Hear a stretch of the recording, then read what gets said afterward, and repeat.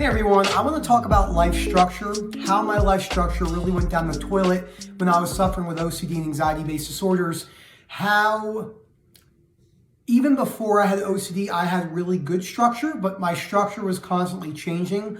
One of my largest compulsions in my life was not being able to see things through, talking about things a lot and not actually going through with action. So I had a lot of theory and information, but I deep down didn't want to apply it because I knew it would be the most difficult part. And the reason why 95% of the people that come into us have poor lifestyle factors and habits, and why we start with that, because those are actionable steps that the person can make in the moment to change things in the future and in the day-by-day process. Because it is important to highlight that those deeply held, rigid, black and white demands take a while to change, especially if you've been holding them for years and years and years. So before I go any further, please subscribe, hit that like button, comment down below, let me know what you think about this. As always, as I say to everyone, I always like some good engagement in my videos. It's just good to go back and forth with people and see what they've learned and maybe things they helped or things they want to see added in the new videos. And if you're interested in our coaching and webinar services, please email us at info@ocdrecovery.com and we'll get back to you in a timely fashion. So we have a webinar today, which is the 31st of January, talking about this. But I wanted to make a quick video talking about different aspects that I see that affect different people, why black and white rigid thinking on some of these things tend to hold a lot of people back in life, and everything else in between. So as I said, when I was in college, I was pretty structured. I didn't go out a whole lot. If I did, I still got up pretty early. A lot of it was probably compulsive because my body dysmorphia, afraid of drinking, afraid of going out, afraid of eating food. So it was a pro-con, but there was honestly probably a lot more cons now that I look back on it. When I started suffering with OCD, I was just about to graduate grad school. And I had a lot of things coming up. I had all my grad school exams. I had my imaging exams coming up because we had a lot of radiology and MRI imagings in school.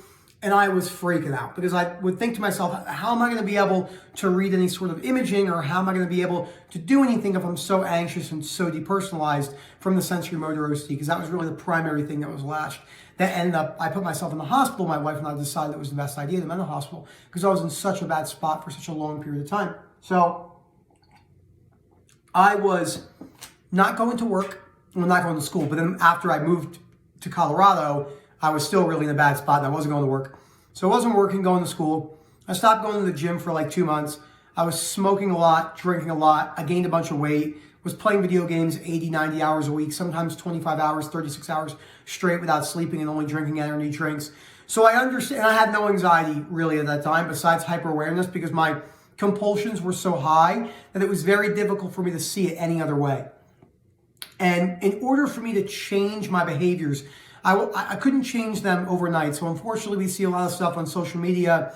You know, social media is really good at convincing people of the realities of what they think success looks like. But then on the other side of that, success doesn't really look in the terms that most people, I don't just mean OCD and anxiety suffering.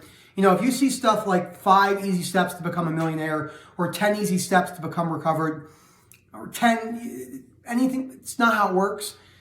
They just did a really big study in high school from a good business podcast that my wife listens to, and 53% of all high schoolers said they're going to be a millionaire by 25.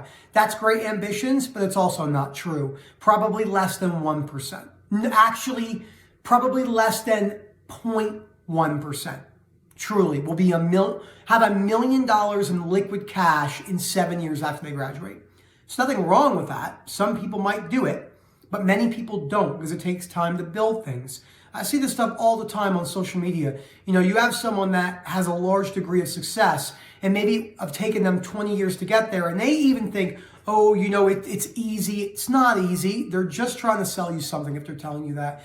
Changing habits is very difficult. You don't have to go too much into the cues and everything. There's a lot of big popular books out there like Atomic Habits and The Power of Habit, both terrific books, but both very methodical and systematic, which I don't think are good for really anyone. They have some really good points in there, but if you're constantly like thinking of it, habits are quite simple when you actually look at it in a simplistic fashion and lifestyle structure. You either want to do something or you don't. You either have a good enough reason for wanting to do it or you don't do it. It's that simple, and then facing discomfort. You don't have to change the cue, and you don't have to think about it in a quantum math physics.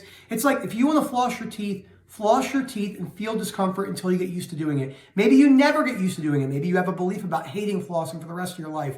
But these books on habits are slippery slopes when it comes to the compulsive nature of trying to teach people habits. I have really good habits, and I don't think about any of that stuff. Now, people say, well, you're different. No, I just look at it from a very realistic perspective. So I want to spend some time talking about bad behaviors, where we slip up, and what those look like. So in the categories, we have blaming, yelling, and being the victim, exercise, nutrition, reading, cleanliness / chores and hygiene, work, and social media. Now, it's important to highlight that none of these are inherently bad, but they can be used incorrectly. Alcohol is not inherently good or bad. It can be good for some people and bad for others. What are good about alcohol? You go out, maybe let loose a little bit, have fun with your friends. Maybe you're good at balancing it. You like some red wine, you're going out to dinner. But if you're using it to escape, or you have, alcoholism and everything else. Social media is the same way. I see a lot of stuff where people say social media is inherently bad. You never hear people say social media is inherently good. It's always inherently bad. This is not true. Yes, it's designed to be addicting. Yes, it's designed to keep you in. Be very wary of the black and whites. One of the biggest concepts behind rational motor behavioral therapy and Stoicism is looking at all situations with an open mind. I'll give you an example. Opioids, heroin, and even fentanyl and certain aspects of morphine are not inherently bad. People, you look at me and say, whoa, that's not, whoa. They have good purpose for certain surgical procedures. Someone breaks their legs, motor vehicle accidents, bucket handle fractures, their pelvis snaps in half. My dad had stage 4 cancer. He was on Oxy 80s. Look, it's not as black and white. Now, most people use those things incorrectly, 99 out of 100. But there is a benefit to them at some point. Once you can look past these objective black and whites, and that's for anything. Being in a relationship is only good. Being single is only bad. If you're not religious, you're going to hell. You got to be a good person. If you don't exercise, you're a loser. If you're fat, you're a loser. Humans, the reason why it's so difficult for people to break away from this is because looking beyond black and white takes a lot of thought process, breaking down beliefs, and takes years. So when people come in and they say, look, I tried these habits, they don't work, it's because they're not looking at the realities that it takes a lot of physical discomfort and mental discomfort to change the habits. So let's go into the first one, blaming, yelling, and being a victim. Taking it out on your family members is understandable because they're the closest people to you, but the behavior itself is completely unacceptable. It took me a while to realize that. I held this against my wife a lot. The second thing I want to talk about is exercise. I rarely meet people in life that meet high levels of balanced success that don't have some degree of exercise. It doesn't have to be resistance training and bodybuilding like I like. It could be, CrossFit, Olympic weightlifting, yoga, any type of other resistance training, plyometrics, HIIT cardio with light dumbbells in the park with 30 people, anything like that. Exercise is great, can help you feel great. It's not an all be all for OCD and anxiety recovery. You're not going to change your diet and recover. You don't have to actually cut any amount of sugar. I like sugar. I eat candy every day. I like chips, but I have a balance with it. That leads me into this next one, which is nutrition. It's very difficult to get better from OCD and anxiety-based disorders when you're just eating highly palatable foods all day long. By the way, you can recover from OCD by never exercising. I don't recommend it, but you can. Never exercising, smoking, 25 cigarettes a day, being severely overweight, accepting that those lifestyle structures aren't the healthiest things for you. But if you work on your beliefs and your avoidance and compulsions in time, you will recover. Well, you'll give yourself the best chance for recovery is what I mean.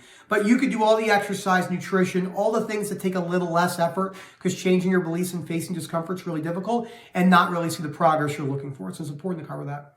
Reading. You see a lot of people on social media who are very successful that say reading's for idiots, don't waste your time, it's all about application. Again, the truth probably lies in the black, in the gray area. I enjoy reading probably more than others. It is difficult for me to read books and apply a lot of them because I do read a lot of material, but I do enjoy reading. It's a peaceful experience for me. It's very meditative in many ways. And it's very difficult, whether it's reading or it's self-education. If you're not really educating yourself and pushing yourself forward in life, you're probably not going to achieve the things you want to achieve. The next thing is cleanliness, chores, and hygiene. When I was suffering really bad, my hygiene went to crap.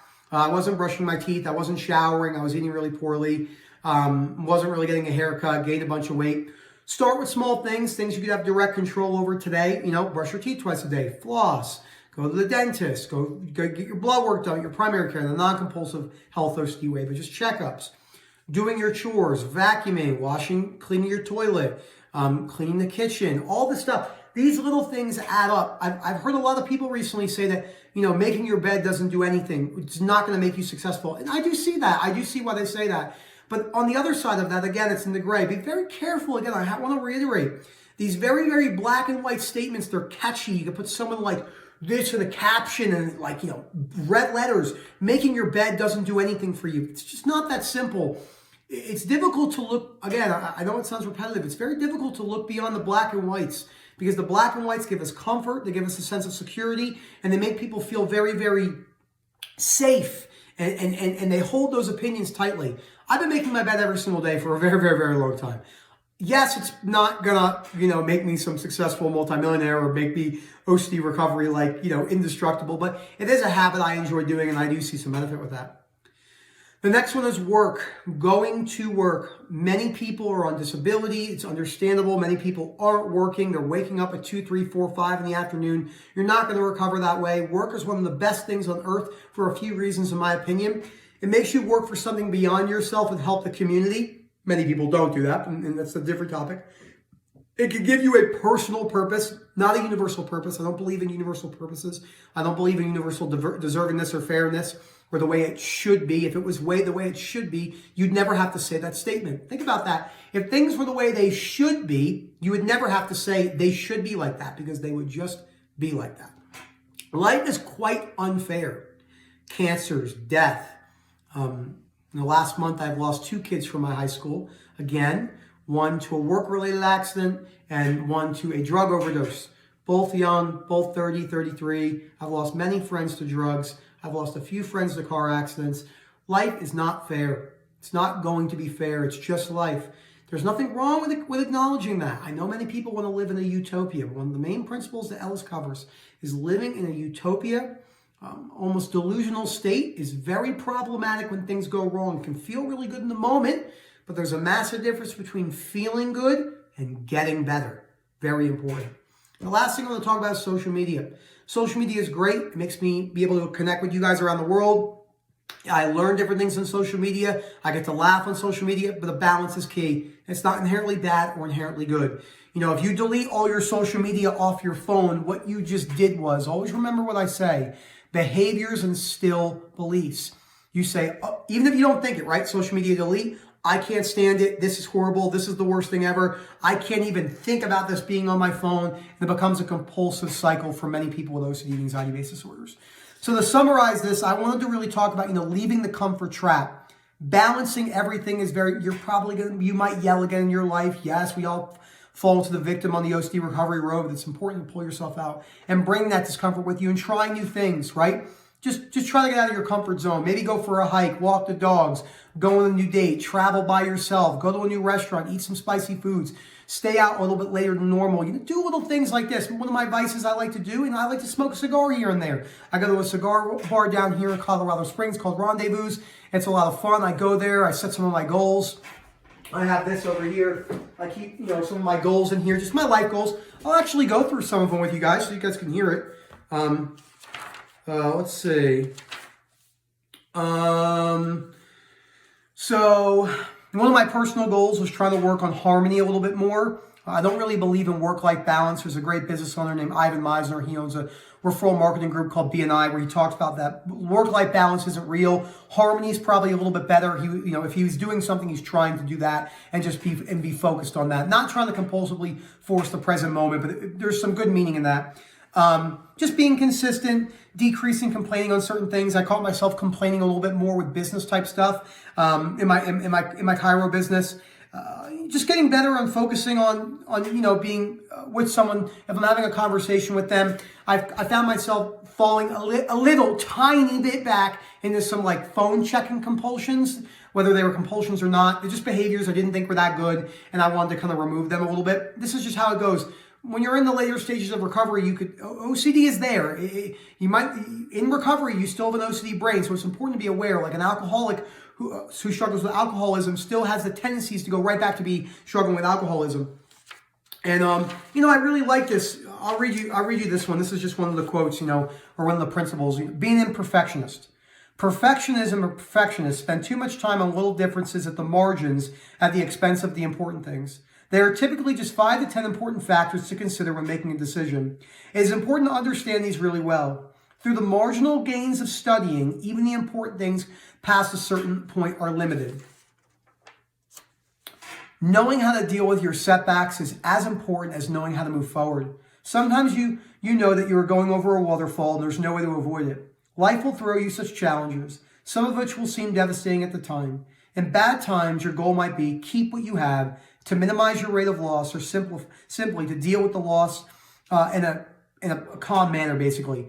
Your mission is to always make the best possible choices, knowing that you will be rewarded if you do. This is Ray Dalio's Follow Along Journal Principle. We talk about this a lot. Thank you so much for watching this video, guys. I hope you guys enjoyed it. You could hear Daisy's going out there. She probably sees a squirrel outside. So this is the fun thing about having a dog that loves to chase squirrels. Thank you so much for watching. Again, if you're interested in our coaching and webinar services, please email us at info@ocdrecovery.com and we will get back to you in a timely fashion. Remember, webinars are every Tuesday, sometimes Tuesdays and Fridays at 8:30 p.m. UK time. Thank you so much. Have a great day, everyone.